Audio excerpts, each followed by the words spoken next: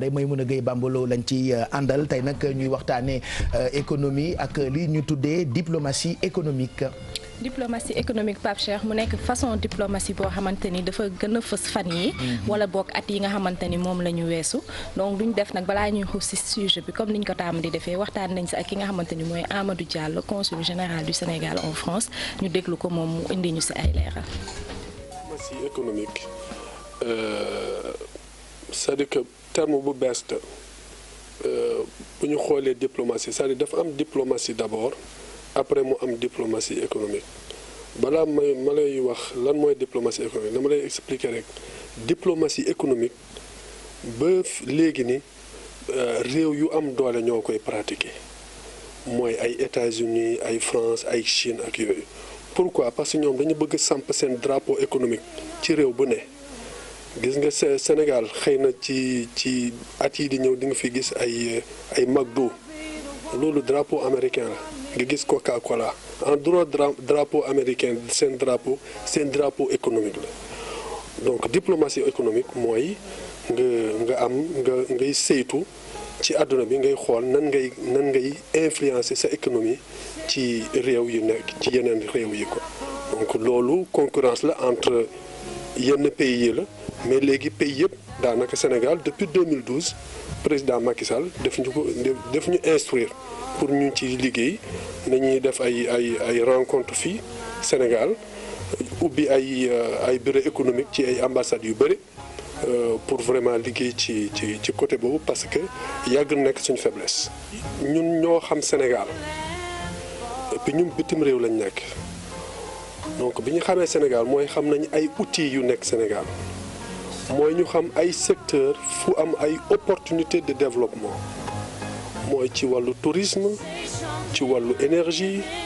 ci wàllu bu ne ci pêche ci agriculture ñun dañ ko war a xam ñu xam fan la encore est-ce que Dakar la est-ce que Tambacounda la est-ce que Ziguinchor la donc ñun loolu dañ ko war a xam buñ ko xamee ba pare am na ñi nga xamante ni ñu ngi bitim réew mais ñooñu ñu ci bëri mooy suñu diaspora mooy suñu premier réseau investisseur fii ci Sénégal mais aussi am na ay étrangers yu bëgg a ñëw Sénégal donc ñooñu dañuy ñëw ci ñun di laaj ci information yooyu c'est-à-dire ñun suñu rôle mooy ñu dooleel leen c'est-à-dire que barrière psychologique bi ñun ñu cassé ko. ñu ngi gis daal depuis 2 ans 3 ans boo gisee même dans le cadre global Sénégal dafa am notation bu baax. c'est-à-dire investisseurs yi loolu aussi mooy ñun dañuy def clin d'œil investisseurs yi foo ñu ñëw di investir seen xaalis Sénégal ñun avant coopération rek lañ doon wax c'est-à-dire dañ doon taalal suñu loxo di ñaan puissance économique léegi plan Sénégal émergent dafa inversé rôle boobu dafa ne man lii laa bëgg a liggéey jàppale leen ma liggéey ci lii pour développer sama réew saay bu nit ñi soxla information nañu ñëw ci consulat yi wala ci ambassade du ñun kese ambassade aussi am nañu bureau économique loolu mooy seen rôle dédié donc ñun suñu rôle mooy suñu ñëwee dañ leen laaj lu ngeen bëgg def Sénégal bu ñu waxee seen idée projet ñu wax leen fan la ñuy dem pour seen idée concrétiser ñu xamal leen secteur bi lan mooy opportunité am ak aussi accompagner c'est-à-dire boo demee ba créer entreprise xam nga création d'entreprise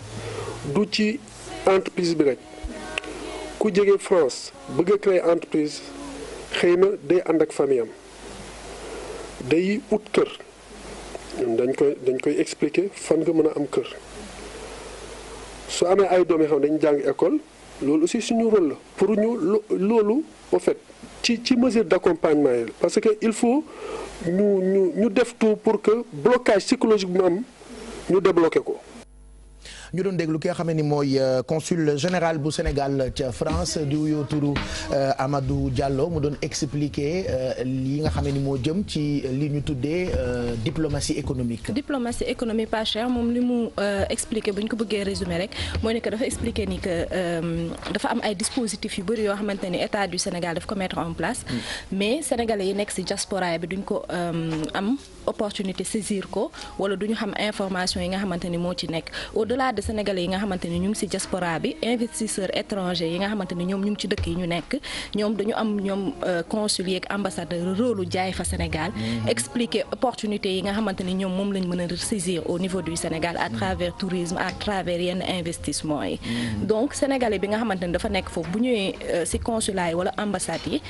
dafa war a am toutes les informations comme ku nekk Sénégal et puis dafa am léegi ay guichet unique yoo xamante ni dañ ko mettre en place muy permettre sénégalais de la diaspora yi mun a am toutes les informations ba pare mun a ñëw investir Sénégal léegi boo ñëwee Sénégal en 6 heures de temps bu fekkee sénégalais de l'extérieur nga mun nga créer sa entreprise en 6 heures de temps c'est bien ça c'est bien mu nekk ay jéego yoo xamante ni dañ ko def et puis bu ñuy wax diplomatie économique dañuy wax aussi valeur u drapeau wu dëkk c'est-à-dire nan nga mun a ñëwee sa drapeau wala li nga xamante ni sa économie nga fësal ko ci yeneen dëkk yi nga xamante ni war nañu mun a am ay opportunité Sénégal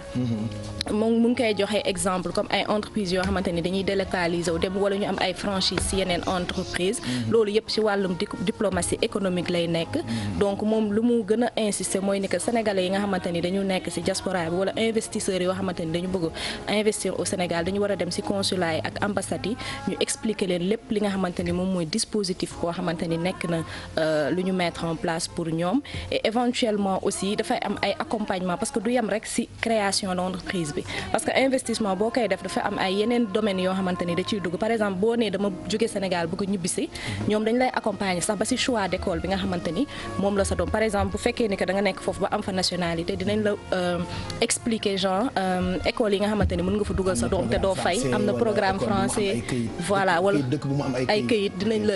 accompagner ci loolu ci wàllum li nga xamante ni mooy mise en place bi ak suivi bi même avant ngay ñëw Sénégal yow di nga am toutes les informations bi nga xamante ni yow boo egsee Sénégal rek directement da ngay dem sur les lieux indiqués te avant loolu amul woon parce que nit yi dañ doon ñëw fii wala ñuy yóbbante wala ñuy délégué ay nit ñu leen di defaral et éventuellement peut-être liñ ci njort mën nañ ko bañ a am maintenant nag comme ni ñu koy waxee l'information est accessible partout. grâce ak digital bi. ak digital bi déjà ensuite aussi les représentations diplomatiques c'est pas pour rien qu'ils sont là. donc dafay mel ni rek délocalisation Sénégal ci benn dëkk donc nit yi aussi il faut ñu am culture information yu ñu soxla ñu dem ci représentation diplomatique yi nga xamante ni moom la ñu teg parce que elles sont là pour ça. parce que diplomatie économique du caagin rek diggante autorité étatique ak autorité étatique citoyen bi nga xamante ni moo nekk par exemple France am fekk baax Sénégal am na possibilité ñëw indi entreprise bu nekk pour mu nekk Sénégal mun na ko ñëw installer fii je veux dire. bien sûr parce que en fait boo déggee ñu naan diplomatie économique xam nga avant su fekkee ni que dafa am benn relation rek boo xamante ni dafa jéggi frontière rek diplomatique lay mujj nekk maintenant avant il y avait une haute diplomatie moom moo nekkoon diplomatie politique bi léegi nag diplomatie politique boobu dafa ñëw li nga xamante ni mooy diplomatie économique jël poids ci kawam donc sénégalais bi nga xamante ni comme ni nga ko waxee nekk na à l'étranger bëgg ñëw Sénégal mun na ko ne parce que diplomatie économique dafa am 3 formes de diplomatie am na état ak état maanaam France ak Sénégal am na état ak entreprise mun nañ ñu état du Sénégal par exemple ak Eiffage am na aussi entreprise ak entreprise c'est-à-dire nga ni tey Eiffage ak Ageroute par exemple donc dafay nekk façon collaboration yoo xamante ni bu ci nekk ak niveau bi mu yem maintenant au-delà de li nga xamante ni mooy 3 relations yooyu dafa am yeneen relation yoo xamante ni ñi nga xamante ni ñooy représentant diplomatique u Sénégal à l'étranger ñoom ñoo am pour mission pour appliquer ko looloo tax ñuy gis chaque fois Sénégal di abriter li nga xamante ni mooy conférence des ambassadeurs loolu aussi c'est exécution diplomatie économique c'est-à-dire ñoom ñëpp ñu regroupé wu xool lan moo xew Sénégal parce que da ngay xool même bu président day dem di visiter benn dëkk moo xam président wu France di ñëw Sénégal wala président wu Sénégal di dem di visiter beneen dëkk président bi la ñuy dégg ni moo ñëw mais ci suuf day àndandoo ak ay bailleurs ak ay nit yoo xamante ni ay chefs d'entreprise lañu pour montrer encore importance su diplomatie économique d'ailleurs dans beaucoup de pays il paraît